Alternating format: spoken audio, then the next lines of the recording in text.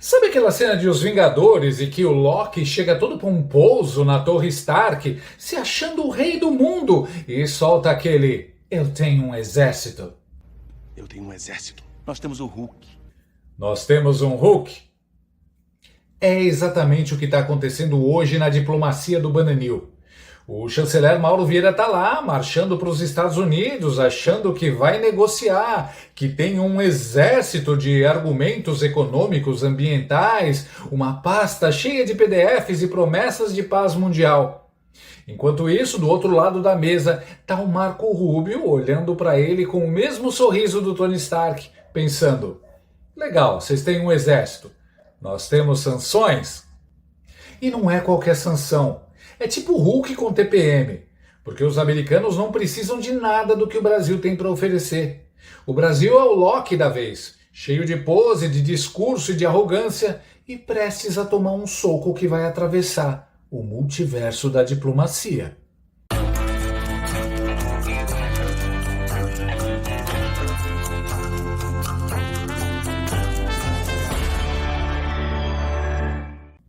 Sabe aquele momento clássico de filme em que o vilão já está encurralado, a música de tensão sobe e você sente que ele vai tentar uma última cartada desesperada?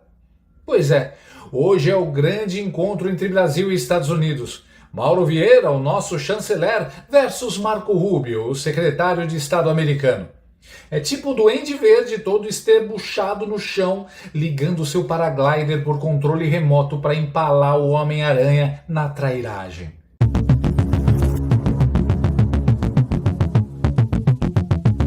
Isso se o Duende tivesse vindo de van do Itamaraty e o Homem-Aranha representasse a Casa Branca. E olha só que timing maravilhoso. Na véspera desse encontro diplomático, Eduardo Bolsonaro e Paulo Figueiredo foram recebidos no Departamento de Estado dos Estados Unidos. É o que a gente chama de checkmate em escala global. Um dia antes da reunião oficial, os americanos já avisaram: calma, Bananil, vocês podem até vir, mas a gente já sabe quem são os adultos da sala. Eduardo explicou com aquele tom de quem sabe mais do que diz. Importante ressaltar, finalizando, que o Marco Rubio é o único que vai tratar, né, em todo o resto do mundo, quem trata da questão comercial é a equipe comercial. É do secretário Bessent, do Greer, que é representante comercial dos Estados Unidos, e outros atores comerciais. Apenas o Brasil, devido ao forte conteúdo político, que hoje foi reafirmado por Scott Bessent e Greer, né, numa coletiva de imprensa, na sede do FMI Banco Mundial, mas apenas o Brasil é que terá como líder, negociador da questão comercial, o secretário Marco Rubio. Então isso daí diz muito. Diz mesmo. Diz que os Estados Unidos estão olhando para o Brasil e pensando: ok, quem é o adulto responsável? Porque os que mandam hoje estão brincando de censurar a internet e de prender mãe de família que cometeu um golpe de Estado que saiu com água e sabão no dia seguinte. E o mais divertido? Também na véspera do encontro, os americanos admitiram: o tarifaço de 50% contra o Brasil é político. Só 10% tem a ver com comércio. Os outros 40% são castigo por censura. To be really specific about Brazil, there's actually two regimes at place right here. There's the reciprocal tariff rate of 10% on Brazil, which everyone in the world has, which we're trying to do to control the global trade deficit, which is a huge problem for us. Then on top of that, there's a 40% tariff on Brazil, and that's under a separate emergency, and this is related to extreme concerns with rule of law, censorship, and human rights in Brazil, where a Brazilian judge has taken it upon himself to order U.S. companies to censor themselves, given them secret orders to manage the flow of information, rule of law with respect to political opponents in Brazil. And so when the... And the unlawful detention of U.S. citizens who were in Brazil. Correct. Basicamente o recado foi: vocês podem cobrar imposto, mas não calar a boca de gente. É o tipo de coisa que no Brasil o STF chama de democracia. Eduardo Bolsonaro, com aquele olhar de quem viu o roteiro antes, disse: anistia segue mais viva do que nunca. Traduzindo, o Brasil queria falar de soja e os americanos querem falar de liberdade. É tipo você ir na churrascaria e o garçom te servir sushi. Mas o ponto alto da história é o conteúdo da reunião dos dois. Eduardo e Paulo Figueiredo falaram sobre como a aproximação entre Trump e Lula está sendo transformada numa narrativa no Brasil. Segundo aliados, eles até ironizaram. Tá rolando uma historinha de que Trump ama o Lula. Ah, claro. E o Capitão América é fã do Caveira Vermelha. Eles apostam em Marco Rubio para manter as exigências impostas ao Brasil como condição para reverter as tarifas. Entre elas, a anistia dos prisioneiros políticos. Ou seja, se quiser voltar a vender nos Estados Unidos, o Brasil vai ter que devolver a liberdade para quem o STF colocou no porão. Enquanto isso, a extrema imprensa, coitada, já não tem mais unha para roer. Tá roendo o dedo. Uma apresentadora da CNN surtou no ar, dizendo que o timing da reunião entre Paulo e Eduardo com o Departamento de Estado foi cruel, porque aconteceu na véspera do encontro de Mauro Vieira com Marco Rubio. Uma apuração bem interessante, especialmente pelo timing. Olha o que aconteceu. O deputado federal Eduardo Bolsonaro e o jornalista e empresário Paulo Figueiredo tiveram reuniões hoje no Departamento de Estado dos Estados Unidos. Como eu disse, é uma apuração do analista Caio Junqueira, está no site da CNN. E aí, por que é tão importante essa notícia? Eles se encontraram, eles foram se reunir lá no Departamento de Estado, que é comandado por Marco Rubio. E com quem Marco Rubio vai se encontrar amanhã? Com o ministro das Relações Exteriores do Brasil, Mauro Vieira. E aí, a CNN, ao Caio Junqueira, Paulo Figueiredo disse estar otimista com a perspectiva para esse encontro. Qual encontro? O encontro entre Mauro Vieira e Marco Rubio. Aí, o Caio perguntou se Paulo Figueiredo tinha alguma informação sobre o que Rubio colocaria na mesa com Vieira. E Paulo Figueiredo respondeu, vamos ver o que o Brasil traz para a mesa. Então, é interessante, Yuri Pita, porque eles vão fazer ali quase que uma conversa prévia, né? E a gente sabe que o Marco Rubio é crítico ao governo do presidente Lula, ao Supremo Tribunal Federal e um defensor dos Bolsonaros, né? Então, assim, é algo... O timing, ele é especialmente... Como é que eu posso te dizer? Ele é especialmente maldoso, sabe? Ele é cruel, especialmente cruel esse timing, Yuri. Cruel é o timing. Cruel não é prender jornalista, perseguir opositor, destruir família? Cruel é o calendário agora? É o drama da turma da lacração diplomática. Se o americano respira antes do brasileiro, é golpe. O timing é cruel, mas a ditadura do judiciário é linda, né, CNN? Um amor de ditadura. Daquelas que te prendem por emojis e te processam por ironia. E a jornalista ainda fala com aquele ar de tragédia. Ai, que momento difícil. Difícil, minha filha, é explicar por que o ministro que persegue o opositor vira o ídolo pop da tua emissora. O melhor é a expressão do medo dela ao promover o blogueiro Paulo Figueiredo a jornalista e empresário. Intuição feminina? Aí vem a pergunta, mas o Marco Rubio não estava isolado? Trump e Lula não têm uma química incrível, aquela vibe, inimigos que se amam? Então por que é tão cruel Eduardo e Paulo irem até o Departamento de Estado? Ué, mas não foi a turma da militância que disse que eles estavam escanteados por Trump? Que o Trump e o Lula agora eram best friends forever? Quer uma dica de por que esse desespero todo da apresentadora? Ouvi dizer que ela namora o José Eduardo Cardoso, o ex-ministro da Dilma. Já na Globo News, a assistente de palco do Lula, Andréa Saci, aquela que só pula com a perna esquerda, apareceu cheia de esperança, afirmando que Trump não tem ideologia, que ele só pensa em negócios e que vai se acertar com o Lula. É a síndrome da esperança progressista, achar que o crocodilo vai parar de morder se você sorrir para ele. A agenda os gestos do Trump, queria trazer esses bastidores aqui que eu apurei nesses últimos dias, eles estão esvaziando essa tentativa, dessa narrativa que os bolsonaristas querem impor de que é tudo uma armadilha. Olha só, o Trump, ele vai encontrar o Lula e ele vai submeter Lula a uma humilhação, como ele fez, por exemplo, com o presidente da África do Sul, lá na Casa Branca. Ele já conversou com o Lula, não teve nada disso, e como o próprio Lins lembrou aqui, ontem fez uma menção, não citando diretamente, mas ao Brasil, na conversa com o Milei, já falou de forma pública, nós vimos quando ele fala da química. Então, ele vai dando elementos para esvaziar essa tentativa, dessa narrativa de que o Trump está jogando, continua blefando e continua do nosso lado. Acho que está ficando cada vez mais claro que o Trump está escolhendo, como um homem de negócios sentado na Casa Branca, o lado dos negócios, do business, do comércio. Então, assim, ele também não tem ideologia com quem na hora de negociar quando se trata de olhar para o seu público interno. Se o americano está pagando mais caro para comer carne, ele vai resolver. Então, eu estou trazendo isso porque conversando com integrantes da nossa diplomacia e também fontes ligadas ao bolsonarismo, eles me dizem que a diplomacia americana foi avisada de que é preciso resolver, fix it, é o lema lá, resolvam essa... É difícil não usar uma palavra pueril, né? Mas assim, resolva esse BO. Esse BO. Boa, obrigada, Flávia. Eu só consigo pensar em outras coisas aqui, mas estou ao vivo, ainda bem que eu penso antes de falar. Porque é como se o governo brasileiro tivesse que resolver o que o Jardim de Infância armou com prejuízos para o bolso dos adultos. Então, assim, é simplesmente isso que a gente está vendo. O governo americano tinha um relatório, tinha informações de que essas articulações feitas pela dupla lá nos Estados Unidos, ela resultaria do ponto de vista político em Eduardo Bolsonaro, sucessor de Bolsonaro na direita, ou seja, o Trump estava enxergando ali um aliado, né, aqui no Brasil, olha só, o bolsonarismo vai conseguir colher esses louros, que isso iria desgastar a imagem do presidente Lula e enfraquecer o Supremo, e nada disso aconteceu. Então, e aí, no meio do caminho, teve o lobby dos empresários, que aí, como eu sempre digo aqui, para mim, é o ponto principal dessa virada de chave.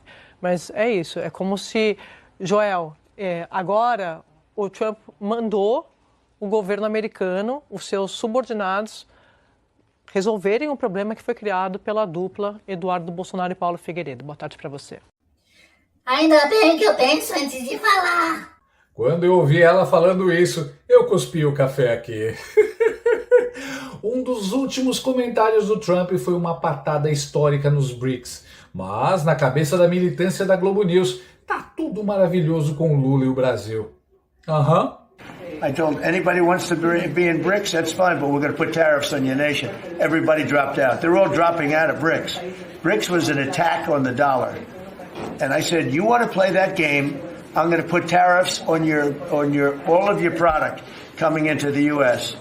They said, like I said, we're dropping out of BRICS.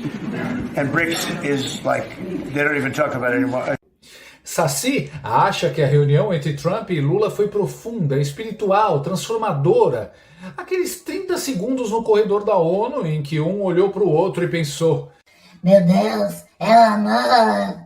E o detalhe, ela acredita que eles conversaram. Sim, em inglês, porque o Lula, todo mundo sabe, é fluente em absolutamente nada. Eu fico imaginando o tamanho do mafuá que levou à saída repentina da Capivara Lima da Rede Globo e qual teria sido a participação dessa criatura, Saci, que ficou em seu lugar. Isso é uma loucura. Antes eu achava que era má fé, mas agora está claro, é burrice pedagógica. É o efeito colateral do socioconstrutivismo, aquele método educacional que ensina a pessoa a sentir em vez de pensar. Resultado? Jornalistas que analisam geopolítica como quem comenta reality show. Porque, segundo a Sadi, Trump não tem ideologia. E o MAGA é o quê, minha filha? Um curso de bordado? O America First é uma franquia de pizzaria? O Project 2025 é um plano de jardinagem? A mulher fala com a confiança de quem leu o título do livro e desistiu na introdução. É o Ouroboros da ignorância, o ciclo perfeito da desinformação que se alimenta da própria burrice. A manipulação deu a volta completa e comeu o próprio rabo. Eles criaram a narrativa e agora acreditam nela. É tipo o cara que inventa uma fake news e depois compartilha chorando no grupo da família. Enquanto isso, Trump já deixou claro que o Brasil está na mira. Ontem mesmo ele associou o país ao fiasco do teleprompter na ONU. Ou seja, o recado foi pessoal. E o comentarista e inimigo do pente Guga Chakra, esse monumento ao desespero, reconheceu. A química entre Lula e Trump era teatro. Teatro barato. Daqueles que nem no Sesc passariam. And the unlawful detention of U.S. citizens who were in Brazil. Correct. Guga, coloca para a gente em perspectiva, né? O quanto isso pode pesar, influenciar o que vai acontecer na reunião de amanhã. Olha, Marcelo, pode pesar bastante. Estava ouvindo, inclusive, o Oliver falar antes.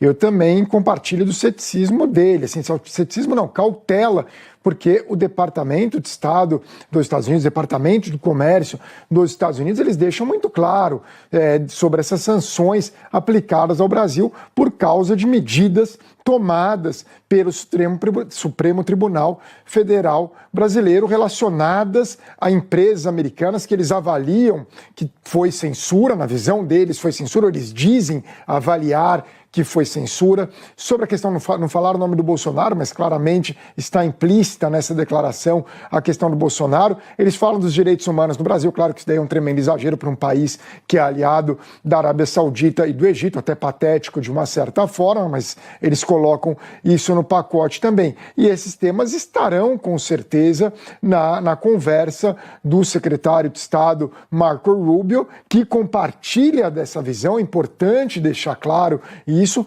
com o chanceler Mauro Vieira. No final, o pânico da moça da CNN e do Guga Chucro tinham razão de ser.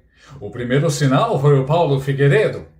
Obviamente, o Itamaraty deve publicar uma nota genérica dizendo que a reunião entre Rubio e Vieira foi maravilhosa, mas pelo que soube, saíram sem nada e de mãos abanando. Confere? Depois veio a confirmação de mais uma vergonha mundial petista. Terminou a reunião entre Marco Rubio e Mauro Vieira e o secretário de Estado dos Estados Unidos foi duro e direto. Não haverá avanço do tarifaço nem da lei Magnitsky se não houver um fim na opressão judicial no Brasil. É bom para a gente discutir aí no estúdio. Marco Rubio teria condicionado avanços à revisão de questões como opressão judicial no Brasil e sanções contra figuras públicas como, por exemplo, o ministro do Supremo Tribunal do Brasil, Alexandre de Moraes. Essa informação é uma informação exclusiva, é uma informação de bastidor. A nossa fonte lá em Washington me garantiu que esse foi o ponto central. Houve, de fato, um degelo, o Brasil foi muito disposto a conversar. Me parece que Mauro Vieira, o nosso chanceler, saiu de lá para almoçar um tanto atabalhoado, atordoado, não tão feliz como, por exemplo, quando ele chegou. Ele achou que a relação seria diferente, mas não foi. Marco Rubio teria sido direto, reto nessa questão, né? Não vai haver avanço na questão do tarifaço e nas questões com relação ou relacionadas à lei Magnitsky, Cine, se não houver um avanço no Brasil naquilo que ele chamou, eu vou usar aqui, abre aspas, opressão judicial no Brasil e também sanções que o Brasil deve fazer contra figuras como, por exemplo, e aí foi citado, ou teria sido citado, o nome do ministro do Supremo Tribunal Federal do Brasil, Alexandre de Moraes. Ainda não há detalhes finais sobre esse possível acordo que está todo mundo falando que teria sido fechado, né? Não há nada de concreto até o momento com relação a isso. Eu também perguntei, foi assinado alguma coisa? Fechamos algum acordo? Avançamos com relação, por exemplo, à queda do tarifaço, que é algo que preocupa o Brasil? E o que eu escutei foi não. Não foi fechado absolutamente nada até agora. Houve um avanço, de fato, porque começaram a se relacionar. Houve uma conversa, houve um degelo, mas não foi nada. Absolutamente nada acordado ou assinado, pelo menos não nesse encontro. O Mauro Vieira, chanceler do Brasil, estava acompanhado da nossa embaixadora lá em Washington, da Maria Luísa Viotti, e de um verdadeiro batalhão. Eles chegaram lá muitíssimo animados na Casa Branca, foram muito bem recebidos. Inclusive estão nesse momento, enquanto a gente está aqui, almoçando lá na própria Casa Branca. Mauro Vieira e todo o time do Brasil, mas não tão felizes e animados como estavam quando chegaram. E a relação, Evandro, eu posso dizer, foi meio que dura por parte de Marco Rubio. Mas nada que nós já não tenhamos falado aqui. Na semana passada, eu ressalto aqui, a gente falou no nosso 3 em 1 isso. Falei, olha, muita calma, paciência. Você lembra disso? Porque do lado americano vem chumbo grosso. Não havia, até semana passada, nenhum tipo de conversa para amenizar isso. E agora veio a resposta. Não houve mesmo, Cine. Falta de aviso não foi. Foi lá, passou vergonha e ainda viu que o Marco Rubio não tá pra brincadeira. Resumindo, anistia ampla, geral e irrestrita e Xandão fora do STF primeiro e só depois começa a negociar. No final, a única química que rolou foi essa.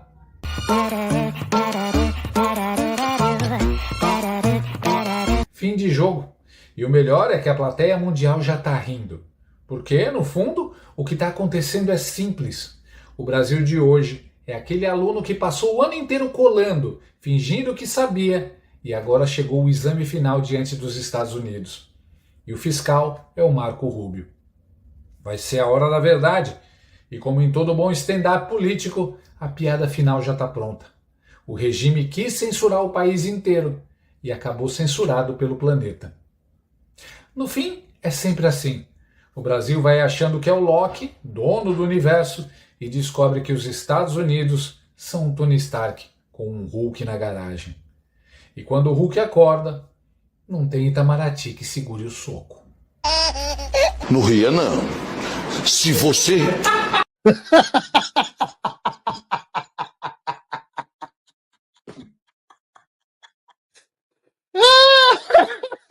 Gostou desse vídeo? Então inscreva-se no canal, comente, curta e compartilhe com seus amigos. Não gostou? Compartilhe com seus inimigos. Até o próximo vídeo, se o mundo não acabar antes. Por hoje é só.